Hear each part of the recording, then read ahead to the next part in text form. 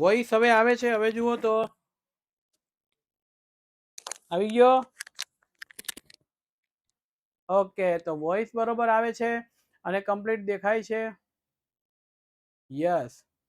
તો હવે આપણે જે વાત કરવાના છીએ એ ખૂબ સરસ મજાની વાત છે.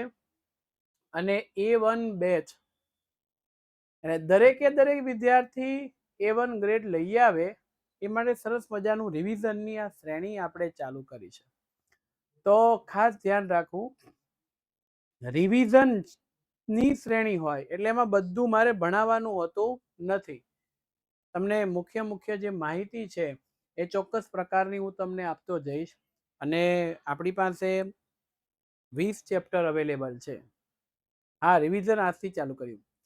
20 ચેપ્ટર રિવિઝનમાં છે, તો 20 ચેપ્ટરોને ટૂંકા ગાળામાં લઈ શકાય એમ નથી. એટલે હું રવિવારે પણ થોડાક લેક્ચરો ગોઠવીશ અને 10મા ધોરણની અંદર જેમ કરું છું એમ એક લેક્ચરની અંદર 2 વિડીયો એટલે 2 ચેપ્ટર આવશે. તો એ પણ તમારે ખાસ ધ્યાન રાખવું. ખોટી કોઈ જાતની કોમેન્ટ છે વિદ્યાર્થીઓએ ન કરવી. આ જરા ખાસ બધાએ ધ્યાન રાખો. રેડી? એટલે ચાલો, હવે આપણને બધાને ખબર છે, એક જ મિનિટ છોકરાઓ, આ જરા આમ કેમ થઈ ગયું કે ભારતની અંદર આવવા માટેનો જે જળમાર્ગ છે એ જળમાર્ગ કોણે ક્યારે કઈ રીતના શોધ્યો છે એની કેટલીક વાતો આપણે કરવાની છે. તો ભારત આવવાનો જળમાર્ગની શોધ કોણે કરી, કઈ રીતના કરી છે એની વાત. આ જરા પીપીટીમાં થોડુંક આમ તેમ થઈ ગયું છે એટલે થોડુંક તમે રિસ્પોન્સ આપજો. 8મા ધોરણની અંદર આપણે આ બધું ભણતા, યાદ છે? હા, હવે 8મા ધોરણની અંદર ભણતા એટલે તમને યાદ હોય એટલે હવે બહુ કઈ તકલીફ રહેતી નથી. રાઈટ? સરસ. ચાલો, એટલે અહીંયા આ વસ્તુ આપણે જો ભારત આવવાનો જળમાર્ગ શા માટે શોધવો પડ્યો, તો 1453 ની અંદર ઇસ્તંબુલ એટલે કોન્સ્ટેન્ટિનોપલ એ તુર્ક મુસ્લિમોએ જીતી લીધું. એટલે ભારત આવવાનો જળમાર્ગ શોધવો પડ્યો. કારણ કે યુરોપ ખંડના લોકોને ભારતના મરી મસાલા વગર, સ્વાદ વગરનું ખાવાનું મળતું થઈ ગયું. તો એ સ્વાદ જોવા માટે મરી મસાલા, જો હમણાં કેરળ ને તમિલનાડુ ગયો હતો તો ત્યાં ઇલાયચી, તજ, લવિંગ, ઓરિજિનલ એના ઝાડ, કોકોના, ચા, કોફીના બગીચા બધું મેં જોયું. મારી યુટ્યુબની અંદર મેં વિડીયો મૂક્યા છે, મારા નામથી મારી ચેનલ છે એમની અંદર. તમે જુઓ તો ખ્યાલ આવે કે વાસ્તવિકતા કંઈક અલગ છે. અને એ લેવા માટે મરી મસાલા એમને ત્યાં નથી થતા, આવવા માટે થઈ, બરોબર છે, એ આ છે. રેડી? તો એ રીતે બધું લેવા માટે થઈ, મેળવવા માટે થઈ અને આખો જે અહીંયાથી આ તુર્કિસ્તાનથી અહીંયાથી જવાતું તે બંધ થયું. એટલે આમ કોચી બંદર સુધી જવું પડે. બરોબર?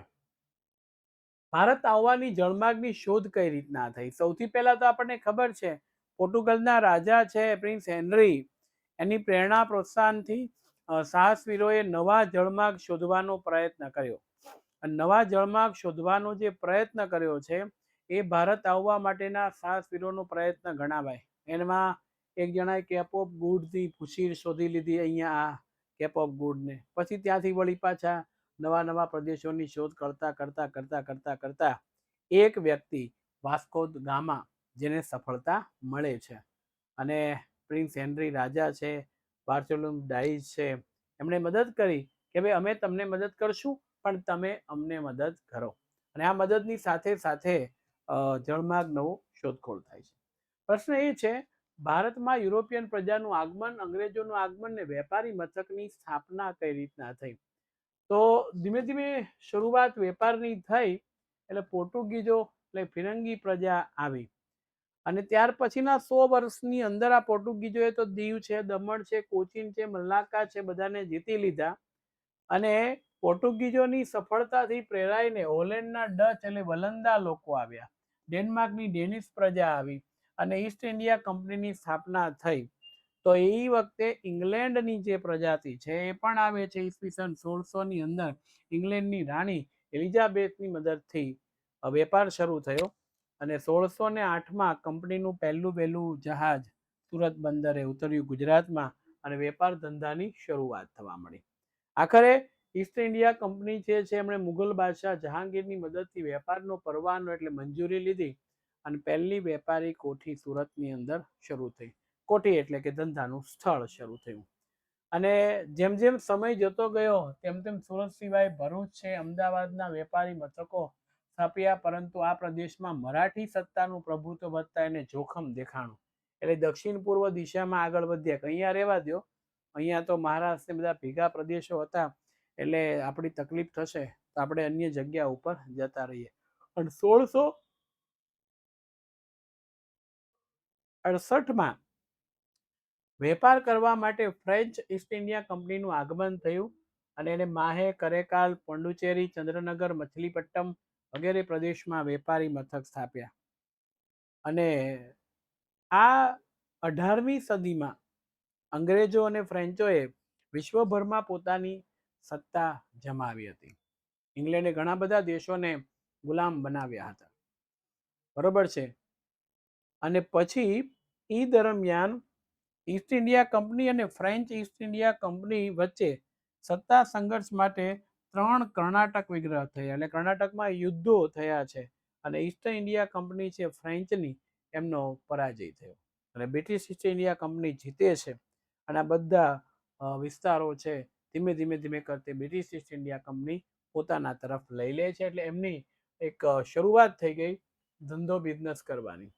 આ બધા જે નકશાની અંદર દેખાય છે, અહીંયાથી આ સુરત છે, દમણ છે, Mumbai, Goa, Mahe, Calicut, Kochi, Karaikal, Puducherry, Chennai, Fort Jones, Fort Kolkata, આ બધા જે પ્રદેશો છે એમણે જીતી લીધા છે. પ્લાસીનું યુદ્ધ તમને બધાને ખબર છે કયા ધોરણમાં આવતું? 8મા ધોરણની અંદર આપણે આ ભણતા.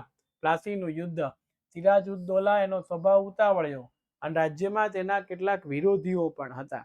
સારું કામ કરે એનો વિરોધી હોય છે. અને નવાબની પરવાનગી લીધા વગર કોલકાતામાં રક્ષણના બહાને અંગ્રેજોએ વેપારી કોઠીની ફરતે કિલ્લો કરી લીધો, ઘેરી લીધી. સિરાજુદ્દૌલાએ કિલ્લા તોડી પાડ્યો. એ સમાચાર ચેન્નઈ પહોંચ્યા એટલે રોબર્ટ ક્લાઇવ નામનો જે અધિકારી છે એને આગેવાની નીચે કંપનીનું સૈન્ય દળ છે ને એ આવી ગયું. અને ઈસ્ટ ઇન્ડિયા કંપનીનું સૈન્ય શક્તિશાળી હોવા છતાં નવાબના સૈન્યને પરાજય આપવાનું સરળ ન લાગતા. શક્તિશાળી હતું કંપનીનું, પણ નવાબને એવું થયું કે આપણું સૈન્ય આની સામે જીતી શકશે નહીં, આની તાકાત બહુ વધારે છે, ભલે સૈન્ય દળ ઓછું. રોબર્ટ ક્લાઇવે દગાખોરીનો આશરો, દગાખોરી એટલે બેઈમાની, છેતરપિંડી કરી, બરોબર છે. અને નવાબને પરાજય આપવા ષડયંત્ર ઘડ્યું અને સેનાપતિ મીર જાફર અને એમના શેઠ અમીચંદને કાવતરામાં સામેલ કર્યા કે અમે તમને રાજા બનાવશું, તમને સત્તા આપશું, તમે અમને મદદ કરો. અને કંપનીએ નવાબને કનડગત કરે છે એવા બહાના નીચે પ્લાસી નામના ગામ પાસે મેદાનમાં યુદ્ધ જાહેર કર્યું. એટલે આ જે સિરાજુદ્દૌલા છે એની જગ્યા ઉપર મીર જાફરને બેસાડવાનું બધી વાતો આપી. અમીચંદ શેઠને પણ બધું કીધું અને આ યુદ્ધો થયા અને એમાં મીર જાફર યુદ્ધમાં નિષ્ફળ રહ્યો ને, કારણ કે એના માણસો છે એમના વિરુદ્ધ થઈ ગયા અંદરો અંદર, એટલે એ નિષ્ફળ ગયો અને સિરાજુદ્દૌલા હારી ગયો અને કાવતરાથી પ્લાસીનું યુદ્ધ અડધા દિવસમાં જ પૂરું થઈ ગયું અને હાર થઈ ગઈ. અને આ યુદ્ધ પછી ઈસ્ટ ઇન્ડિયા કંપનીની 24 પરગણા નામના જગ્યાની જાગીર એટલે જમીન મળી ગઈ અને મીર જાફર બંગાળાનો નવાબ બન્યો. આમ પ્લાસીના યુદ્ધમાં ભારતમાં અંગ્રેજ કંપની સત્તા છે એનો પાયો નાખવામાં આવ્યો. અને એવું કહેવાય છે 23 જૂન 1757ના રોજ આ યુદ્ધ લડાયું.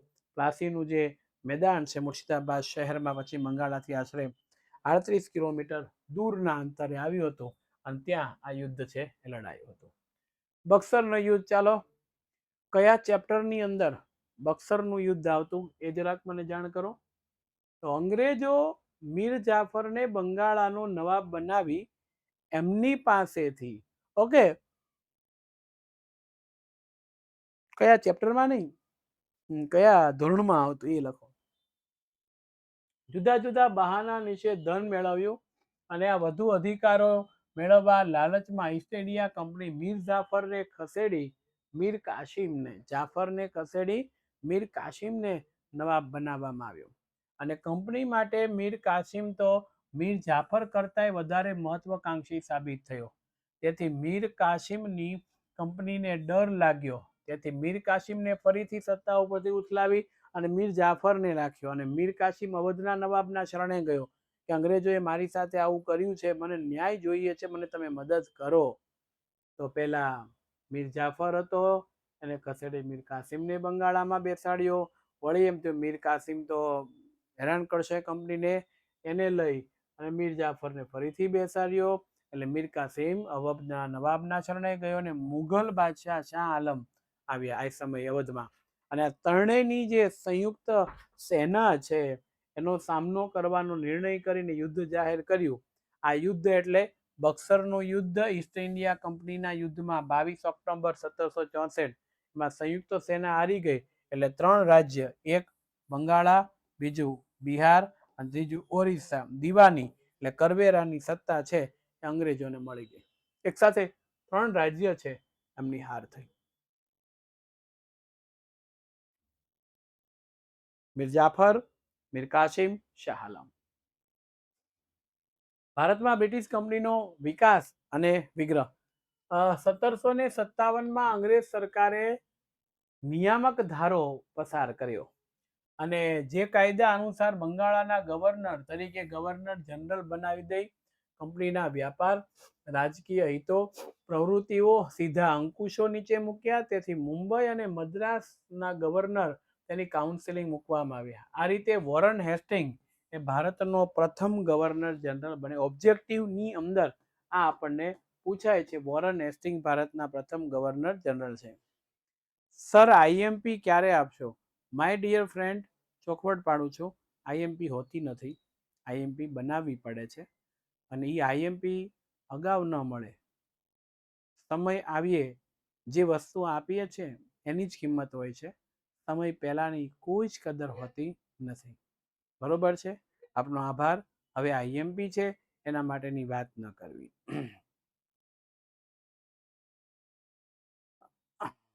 અંકુશ એટલે નિયંત્રણ રાખવું. તેમ જીટીએસસી નું રિઝલ્ટ શું થયું એ હેલ્પલાઇન નંબર ઉપર પૂછો કે સાહિલ સરને પૂછો, એમને ખ્યાલ હશે. કારણ કે હું ઘણા દિવસથી હતો નહીં તો મને ખ્યાલ નથી. બરોબર છે? પણ જે કંઈ હશે તમને જાણ કરશે.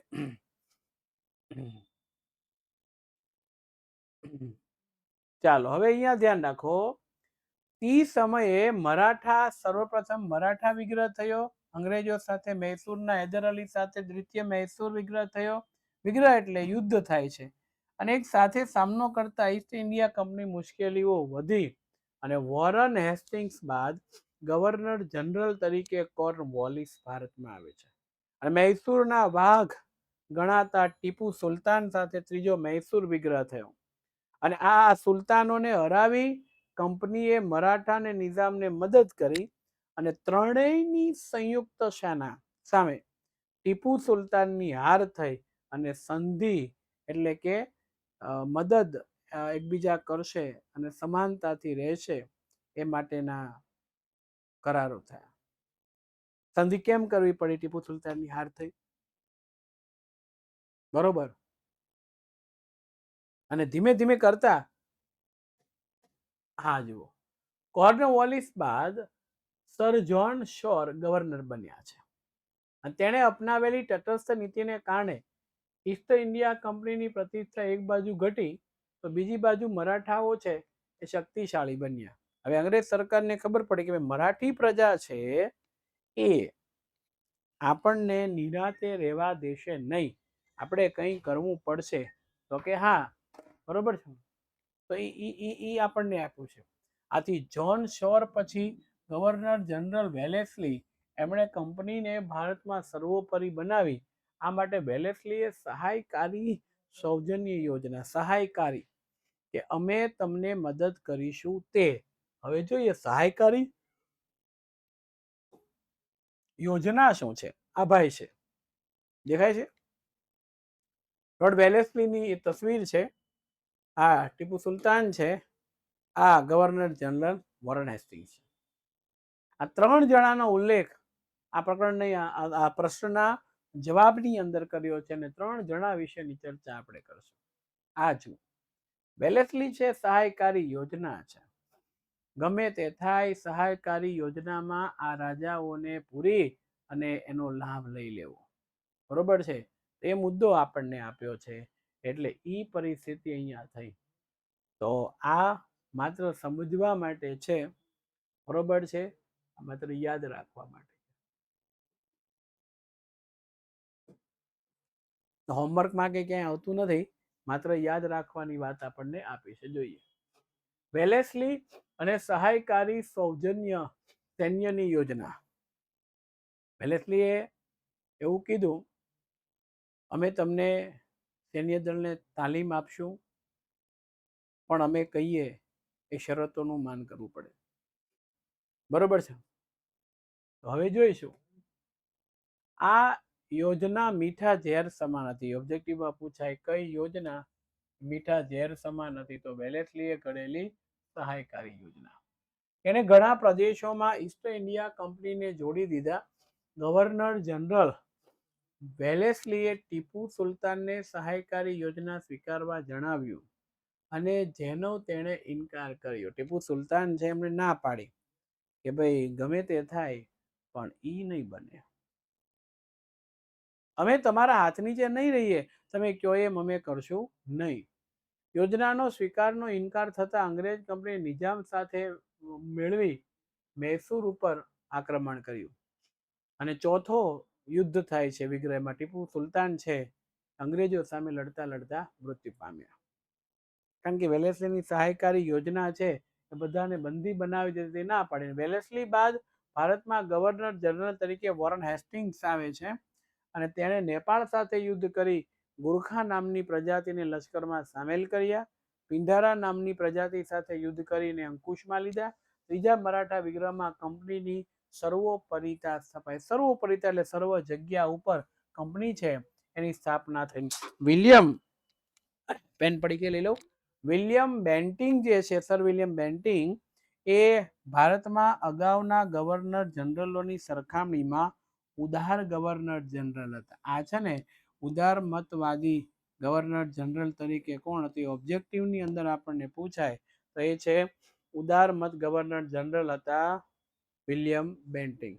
ઉદારતાવાદી, ક્રૂરતા નહીં, કોઈને હેરાન કરવું, કોઈને તકલીફ આપવી એવી પરિસ્થિતિ એમની પાસે બિલકુલ હતી નહીં. એટલે અગાઉના ગવર્નર જનરલે સામ્રાજ્યવાદની નીતિથી, સામ્રાજ્યવાદ એટલે શું? પોતાનું સામ્રાજ્ય, પોતાની સત્તા ધીરે ધીરે ધીરે કરતી વધતી જાય ને સામ્રાજ્યવાદ કહેવાય છે. બરોબર છે. સર, કોઈ પ્રશ્નના જવાબમાં અંકુશ સિવાય બીજો કયો શબ્દ વાપરી શકાય જો અંકુશ શબ્દ યાદ ન રહે તો? મારું માનવું એટલું છે, આપણી યાદ શક્તિ એટલી છે કે આ શબ્દ ભૂલાઈ ન જાય. તમારો પ્રશ્ન એકદમ વાહિયાત પ્રશ્ન છે, ખોટો પ્રશ્ન છે. અંકુશ એ અંકુશ શબ્દ છે, રોજ બોલીએ છીએ અને બધું આવે છે. બરોબર. તો હાવ ખાલી ખોટું તમે મને ભણાવવા નહીં દો ને આવી કોમેન્ટ કરશો તો રિવિઝન ક્યારે પતશે?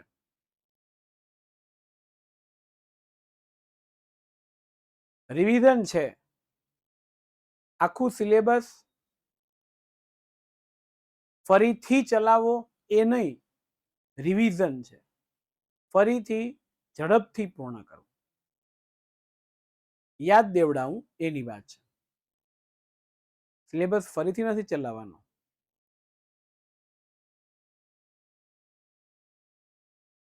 બરોબર છે.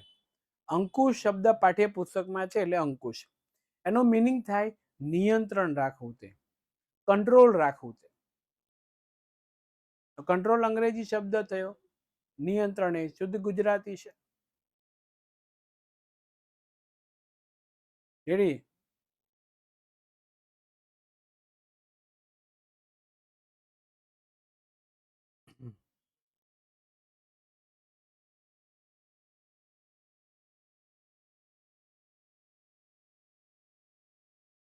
ચાલો, એટલે અહીંયા તમે કોમેન્ટ કરશો સર આ સમજ, એમ નહીં થાય. અહીંયા મેં ક્રમાનુસાર જે લીધું છે એ પ્રમાણે જ આવશે, અને એ તમારે ખાસ ધ્યાન રાખવું પડશે. કારણ કે આ બધું છઠ્ઠા સાતમા આઠમા ધોરણમાં તમે ભણ્યા, નવમામાં ભણ્યા હોય શાળામાં, મેન હજુ તમે જો સમજાતું જ નથી તો આનો મિનિંગ એ છે કે પપ્પાએ ફી ભરી છે, અત્યારે મમ્મી કે પપ્પા સામું બેઠા છે, એટલે એને સારું લાગે ને એટલે આપણે આવી કોમેન્ટ કરીએ છીએ ખોટી ખોટી. એટલે પપ્પાને એમ થશે મારો દીકરો છે ભણે છે,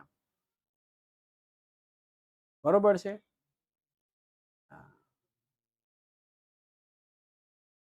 તો આ જરા ખાસ ધ્યાન રાખવાનું છે. એટલે અહીંયા સામ્રાજ્યવાદ પોતાનો વિસ્તાર વધે એવી નીતિ અંગ્રેજો કરતા હતા, અને અસંતોષ ઊભો થયો લોકોમાં, અને અસંતોષમાંથી એકતા ઊભી ન થાય એ માટે ઉદારમતવાદી કાર્ય કર્યા. તો ઉદારમત જનરલ ઉદારમતવાદી વિસ્તાર વિલિયમ બેન્ટિંગ છે એ ઉદારમત કર્યા, સારા સારા વ્યવહારો લોકો સાથે કર્યા હતા. અને ભારતના ગવર્નર જનરલ તરીકે ડેલાઉસી 1848 ની અંદર આવે છે. એ પાછો એનાથી ઊંધો ઉગ્ર સામ્રાજ્યવાદી મગજ ધરાવે કે આપણો સ્વરાજ વધવું જોઈએ, અન્ય પ્રજાતિ હટવી જોઈએ, અંગ્રેજ સરકાર સર્વોપરી થવી જોઈએ. આવી છે એમની એક માનસિકતા છે, ચોક્કસ પ્રકારની હતી.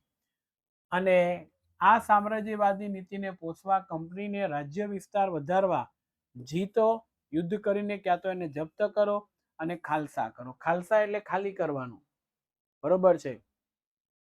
દત્તક પુત્ર ના મંજૂર રાખી ઘણા રાજાઓને હાલતી પકડાઈ દીધી. આ મુદ્દો રેડી. ડેલહાઉસી સામ્રાજ્યવાદીની સાથે સુધારાવાદી હતો. એને કેટલાક નિયમો બનાવ્યા, કેટલાક સુધારા. ટેકનોલોજીની શરૂઆત છે એમણે કરાવી. કઈ રીતે? તો પ્રથમ રેલવે 1853માં ઓબ્જેક્ટિવમાં આવશે, મુંબઈ ને થાણા વચ્ચે શરૂ થઈ. ભારત ઇંગ્લેન્ડ વચ્ચે તાર ટપાલ વ્યવહાર શરૂ થઈ. જાહેર બાંધકામ ખાતું, સરકાર દ્વારા બાંધકામ થાય, રોડ રસ્તા એની સ્થાપના થઈ. અંગ્રેજી કેળવણીની વ્યવસ્થાની શરૂઆત. અંગ્રેજી કેળવણી એટલે અંગ્રેજી ભાષાનું શિક્ષણ આપવાની ધીમે ધીમે શરૂઆત છે એ અહીંયા થતી જોવા મળે છે.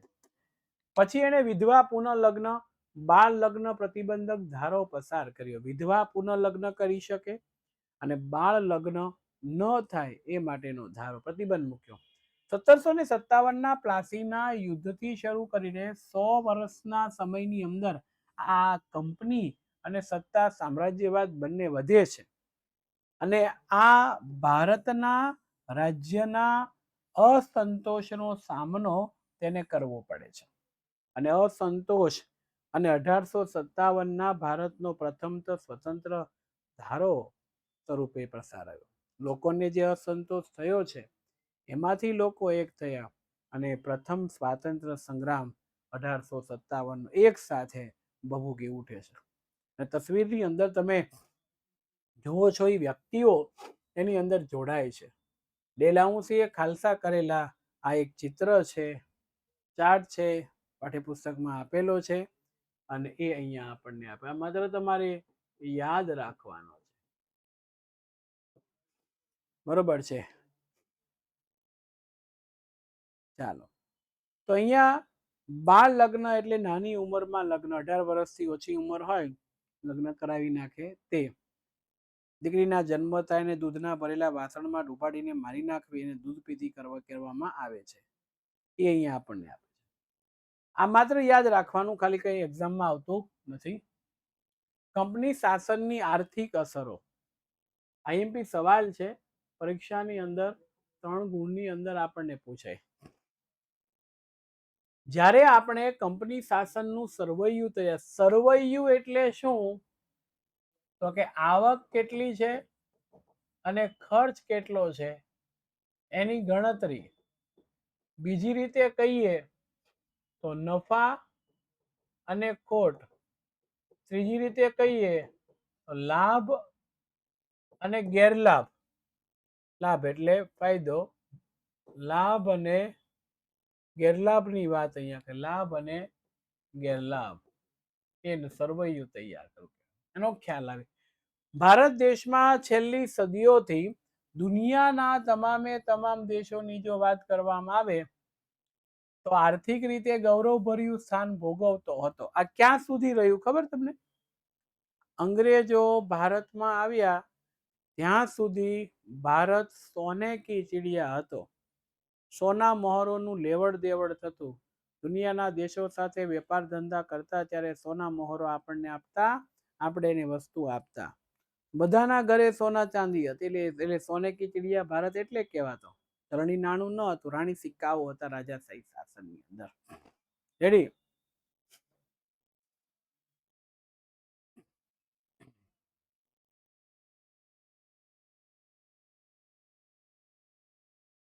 ના, ચકલીના માળામાંથી સોનું નહીં નીકળતું.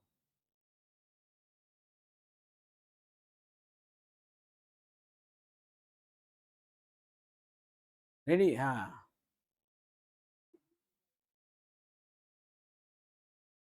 બધાએ ગવર્નર જનરલ નામું કોઈને મોકલવાનું નથી, એટલે એ કોમેન્ટ હવે નહીં આવી જોઈએ.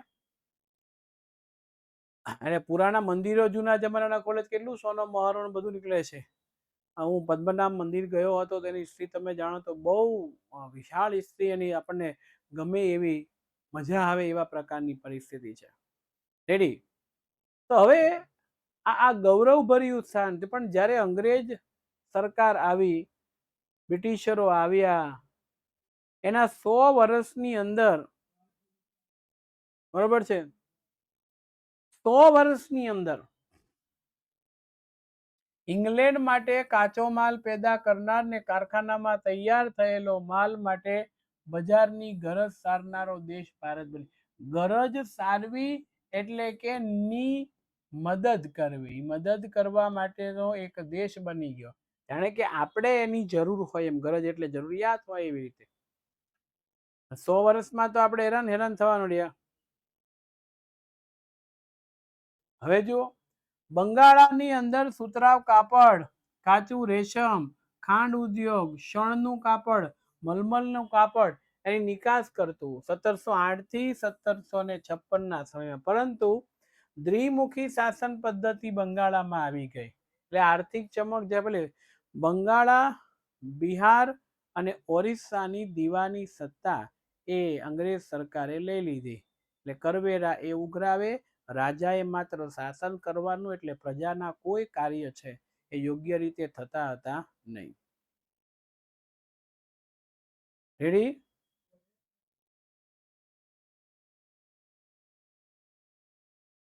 માય ડિયર ફ્રેન્ડ્સ, હું આજે કહી દઉં છું કે જે નવા છે એ લોકોને ખબર નથી, તેમના માટે એક સંદેશ. ખોટી કોમેન્ટ નહીં કરો, નહીતર હું તમને બ્લોક કરી દઈશ. અને બ્લોક કરી દઈશ એટલે તમારા ભરેલા પૈસા પણ જશે, વિડીયો તમને દેખાય પણ કોમેન્ટ નહીં કરી શકો. એટલે કોઈને ચમત્કાર જોવો હોય તો હમણાં નમસ્કાર કરાવી દઉં. ક્યાંથી સોનું નીકળ્યું એ મેં નથી પૂછ્યું.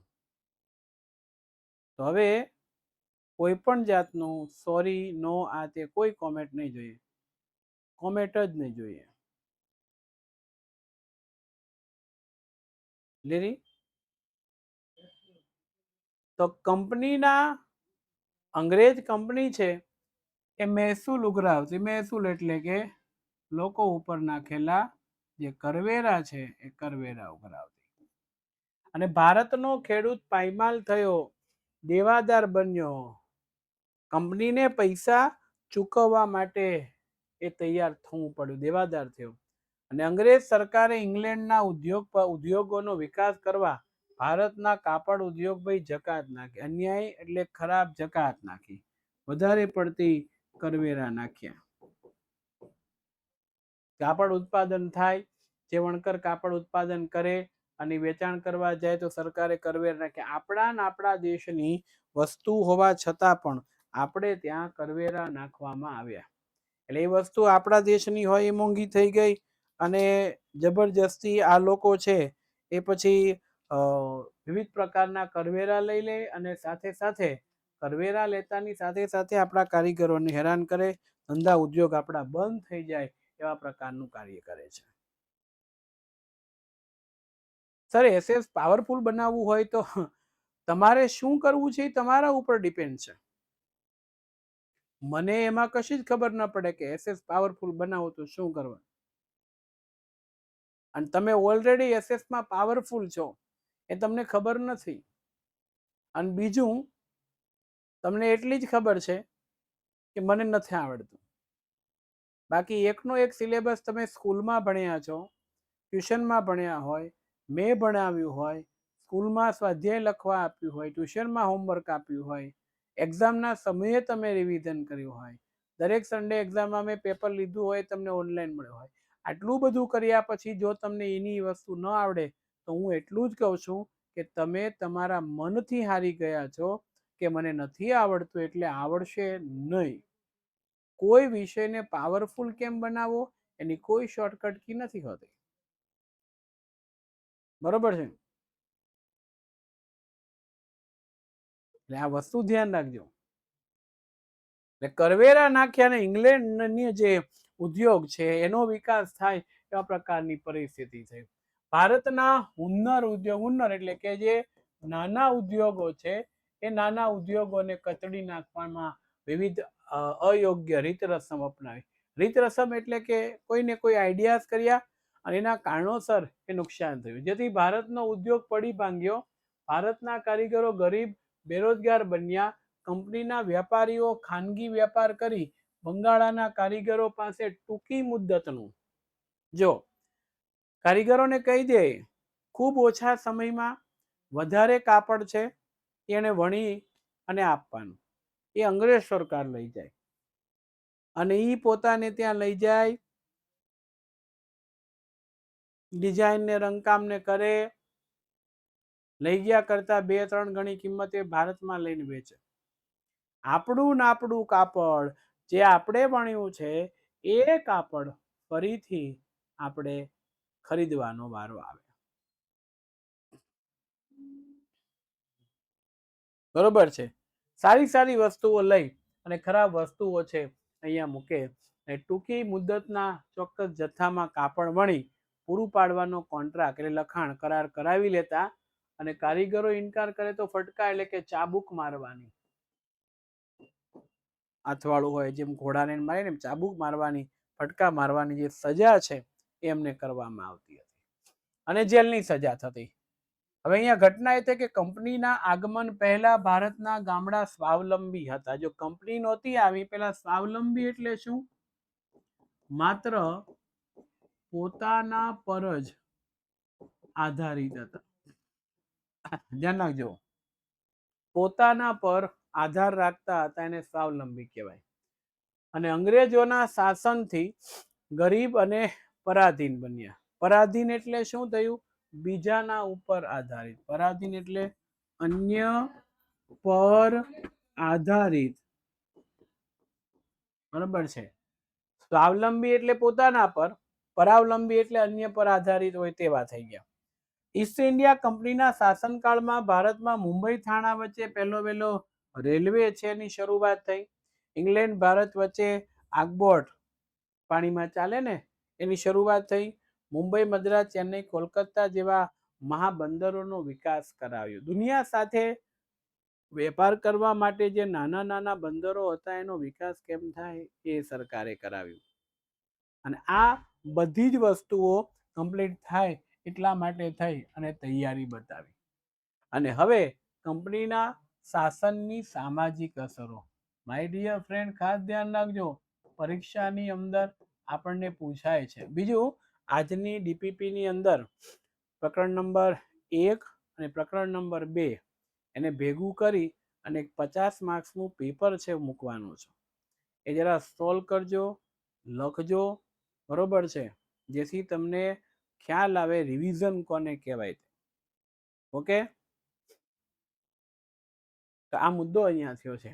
ચાલો, બ્રિટિશ વહીવટી દરમિયાન વર્તમાન પત્રોનો વિકાસ. વર્તમાન પત્ર જેને આપણે શું કહીએ છીએ? છાપા અથવા તો ન્યૂઝપેપર. ભારતીય પ્રજાનો વિચાર એકબીજામાં થયો, વાણી સ્વતંત્રતાની ભાવના વિકસી. આ સામાજિક અસર થઈ. ન્યૂઝપેપરોમાં જે કંઈ સરકારી બનાવો હતા, ખાનગી બનાવો હતા એ છપાઈને આવતા, લોકો એને વાંચતા, દૂર દૂર સુધી સમાચારો પહોંચવા મળ્યા. અને એ સમાચારો પહોંચવા મળ્યા એના કારણોસર ઘટના એવા પ્રકારની થઈ કે વિકાસ થયો. એ સમય દરમિયાન ભારતીય સમાજમાં કેટલાક પ્રદેશોમાં કુરિવાજો હતા. કુરિવાજોનો મીનિંગ થાય ખરાબ રિવાજ, જેમાં સતી પ્રથા, જે સ્ત્રીનો પતિ મૃત્યુ પામ્યો હોય એ પતિની ચિતાની અંદર જીવતા સળગી જવાની પ્રક્રિયા સતી પ્રથા હતી. બીજું, દૂધ પીતી કરવાનો રિવાજ. દીકરીનો જન્મ થાય, કુટુંબમાં એક દીકરી હોય ને પછી વધારે દીકરીઓનો જન્મ થાય તો એને દૂધ ભરેલા મોટા વાસણની અંદર, દૂધમાં એટલે કે આરપાર દેખાય નહીં, મોટું વાસણ ભરે અને જન્મતા આવે તે દીકરી છે એને અંદર ડૂબાડી અને પછી મારી નાખવામાં આવતી હતી. આ ક્રૂરતા ભરી પરિસ્થિતિ છે એ લોકો કરતા હતા. એટલે એ રિવાજો મિત્રો હતા, બહુ ખરાબ રિવાજ. બાળ લગ્ન પ્રથા. નાની નાની ઉંમરમાં જન્મતા વેદ બાળક ઘોડિયામાં હોય ત્યાં લગ્ન થઈ જતા, પારણામાં હોય. આવી બધી ખરાબ પરિસ્થિતિ હતી. અને આ ખરાબ પરિસ્થિતિ એ સમાજની અસર થઈ. અંગ્રેજોના સંપર્કથી રાજા રામમોહન રાય, દુર્ગારામ મહેતા, બહેરામજી મલબારી વગેરે કુરિવાજોને રદ કરવાના કાયદા કરાવ્યા, દૂર કરાવવાના, કે આ બધી ખરાબ વસ્તુ છે. જેનું જન્મ છે, જેનું મૃત્યુ છે કુદરતી રીતે છે, તો પછી માણસ એમાં દખલ કેમ કરે છે? આ રિવાજોને દૂર કરો, આ રિવાજોને કાઢો. આ રિવાજો ન હોવા જોઈએ. અને અંગ્રેજ સરકારે આમાં મદદ કરી એટલે ભારતમાં વહીવટીય માળખાનું અંગ્રેજીકરણ થતા અંગ્રેજી જાણનાર લોકોની જરૂર છે. આખું માળખું, આખા કાયદા કાનૂન એ અંગ્રેજી ભાષામાં લખ્યા. તો ભારતીય વ્યક્તિ હોય, એના ભાષા ન આવડતી હોય તો એ સમજી જ ન શકે, એ સ્વાભાવિક છે. અને અંગ્રેજોને ભારતીય ભાષા ન આવડે એટલે એ સમજી ન શકે, એટલે એ સ્વાભાવિક છે. એટલે મુદ્દો આખો શું થયો કે એક વર્ગ ઊભો થયો એટલે ભારતમાં અંગ્રેજી શિક્ષણની શરૂઆત થઈ. અહીંયા શિક્ષણ વિભાગ ભારતની જૂની પુરાણી જે નાલંદા વિદ્યાપીઠ, તક્ષશિલા વિદ્યાપીઠ, વારાણસી વિદ્યાપીઠ, વલ્લભી વિદ્યાપીઠ, સારી સારી કોલેજો શાળાઓ હતી, એ ધીમે ધીમે પડી ભાંગવા મળીને આ અંગ્રેજી શિક્ષણ ચાલુ કર્યું કે બધું શિક્ષણ બંધ કરીને અંગ્રેજી ભણાવો, કારણ કે ભારતના શિક્ષણમાં એ તાકાત છે, જો એને નહીં તોડીએ ને તો આ લોકો આપણને સત્તા ઉપર નહીં રહેવા દે. એટલે અંગ્રેજી શિક્ષણ ચાલુ કરો. તો અને બહુ બધું ભારતમાં ભણેલા ગણેલા લોકો વિશાળ છે, એનામાં નોલેજ છે, એ કરો. અને ચાર્લ્સ વુડની ભલામણથી આ ઓબ્જેક્ટિવમાં પૂછાય છે, ભારતમાં અંગ્રેજી શિક્ષણની શરૂઆત કોની થઈ? તો ચાર્લ્સ વુડની ભલામણથી ભારતની અંદર મુંબઈ, મદ્રાસ એટલે હાલનું ચેન્નઈ અને કોલકાતા યુનિવર્સિટીની સ્થાપના થઈ. બરોબર છે. મદ્રાસ, મુંબઈ, આ ચાર્લ્સ વુડ છે એ ભલામણ કરે છે અંગ્રેજી શિક્ષણ છે એની શરૂઆત થઈ છે. અને અંગ્રેજી શિક્ષણને કારણે ભારતમાં અંગ્રેજી જાણનાર વર્ગ ઊભો થયો. સમય જતા તેણે સુધારાવાદી માંગણીઓ કરી. જો અંગ્રેજી શિક્ષણ દાખલ કર્યું અને અંગ્રેજોએ કાયદા ઘડ્યા, ભાષા સમજવા મળ્યા, એટલે કે આખો વર્ગ ઊભો થયો, શું કરી શકાય, કેમ કરી શકાય તે. અને પછી લોકોને ખબર પડી કે આવો કાયદો છે, આપણે ત્યાં આવું છે, હવે આને ફેરવવું પડે, તો આ કાયદો લાવ્યા છે તો સમસ્યા જ દૂર થઈ જાય. બાળ લગ્ન પ્રથાએ દૂર કર્યા, સતી પ્રથાએ દૂર કરી, વિધવા પુનર્લગ્નની શરૂઆત કરી, દીકરીને દૂધ પીતી કરવાનો રિવાજ બંધ કર્યો. આ બધી વસ્તુઓ છે એ ધીરે ધીરે ધીરે ધીરે બંધ થવા મળી. અને આમ ઈસ્ટ ઇન્ડિયા કંપની એ ભારતની સમૃદ્ધિ, વેપારથી આકર્ષાય અને ભારત આવ્યા હતા. એ લોકો પૈસા, રૂપિયા જોઈને ભારત આવ્યા હતા. એ લોકોને એવું બિલકુલ ન હતું કે આપણે વેપાર કરવા જઈએ છીએ. એને ખબર પડી કે અહીંયા શાસન કરાય, આની શિક્ષણ પ્રણાલીને તોડો, એના રાજાઓ છે, સત્તા લાલચુ છે, એમના વચ્ચે ઝઘડો કરાવો. અને આવું બધું કરાવશું એટલે ચોક્કસપણે આપણે ત્યાં રહી જશું. ચોક્કસપણે. તો કે હા, એવું થઈ શકે. એટલે આ મુદ્દો આવ્યો. ભારતમાં કંપની શાસનને પરિણામે રાજકીય, આર્થિક, સામાજિક, સાંસ્કૃતિક ક્ષેત્રે સારી નરસી અસરો ઊભી થઈ. સારી એટલે યોગ્ય, નરસી એટલે ખરાબ અથવા તો અયોગ્ય. કંપની ભારતને ભોગે ઇંગ્લેન્ડને સમૃદ્ધ કરવાની નીતિ અપનાવી અને ભારતમાં આવી પોતાની લાભ જે વ્યવસ્થામાં સંસ્થાનગત સુધારા કર્યા તેનાથી ભારતને પરોક્ષ રીતે લાભ થયો. પરોક્ષ રીતે એટલે શું? સીધી રીતે એટલે પ્રત્યક્ષ થાય, પરોક્ષ એટલે આડકતરી રીતે લાભ થાય છે.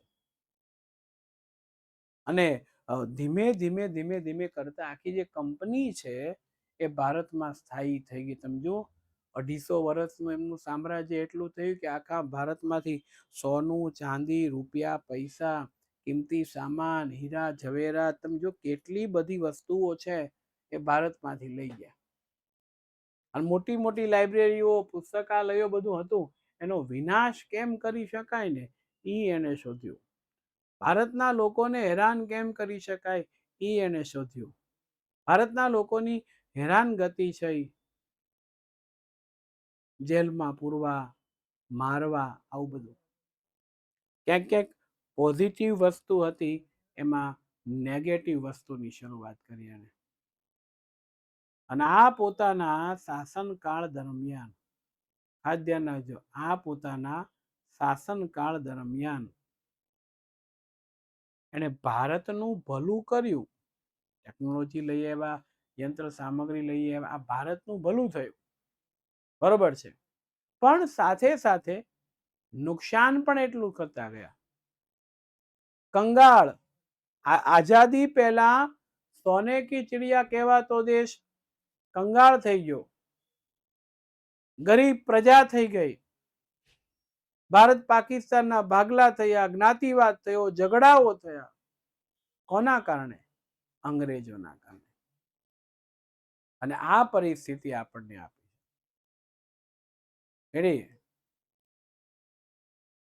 બધા વિષયોનું જ્ઞાન ભારતમાં ભણાવાતું હતું, પણ આ અંગ્રેજો આવ્યા અને એને એક વિષય ચાલુ કર્યો, અંગ્રેજી શિક્ષણ આપ્યું. તો ભારતનું શિક્ષણ નબળું પડ્યું. વિદ્યાપીઠો બધી બંધ કરાવી, અંગ્રેજી શિક્ષણ માત્ર ચાલુ રાખ્યું. અહીંયા પ્રથમ પ્રકરણ પૂર્ણ થયું. આની પાછળ જ મેં બીજું પ્રકરણ લખ્યું છે, પણ એ આજે નથી. એટલે નેક્સ્ટ લેક્ચરની અંદર આપણે બીજું ચેપ્ટર લેશું. આમ તો લઈ જ લેવા નતો, બરોબર છે, પણ હજી પહેલો દિવસ છે એટલે 2 લેક્ચરો એક સાથે 2 ચેપ્ટરો કેમ કરવા, એટલે નહીં. બાકી હવેથી કાલથી શું કે ભાઈ લેક્ચર શરૂ થાય અને 2 ચેપ્ટરો કે મારું ભણાવવાનું પૂરું થાય ત્યારે લેક્ચર પૂરું થાય. એટલે કલાક પણ ચાલે ને 1.5 કલાકે ચાલે. એટલે કોઈ એવું ન કહેવું કે સર ક્યારે પૂરું થાય, ક્યારે પૂરું થાય. બીજો લેક્ચર એપ્લિકેશનની અંદર તમને બતાવ્યો છે, જોઈ લેજો ક્યારે છે તે. ટાઈમ ટેબલ પ્રમાણે આવતીકાલે પાછો 7:15 વાગે આપણે મળીશું. રેડી? ઓકે. ફરીથી આપણે રિવિઝન, આજે પહેલું ને બીજું 2 ચેપ્ટરની ડીપીપી નાખીશ. એટલે ખાસ તમારે તૈયાર કરવી પડશે. રેડી? ઓકે. ફરીથી આપણે મળીશું, ત્યાં રજા આપશો. જય હિન્દ, જય ભારત, જય જય સમાજ વિજ્ઞાન, જય જય ગુજરાત. આવજો આવજો આવજો. બીજું ચેપ્ટર આમાં નથી પણ ડીપીપીમાં આપ્યું છે, એટલે તૈયાર કરજો. ભણી ગયા છો? હા, પ્રથમ એક્ઝામ, બીજી એક્ઝામમાં આવી ગયું છે, તમે લખ્યું છે, મહેનત કરજો. એન્યુઅલ એક્ઝામમાં કામ લાગશે. ઓકે. અને હવે તમે 10મું ધોરણવાળા કહેવાઓ, એટલે બહુ આળસ નહીં કરવાની. ચાલો, રેડી? આવજો. Bye-bye bye-bye bye-bye.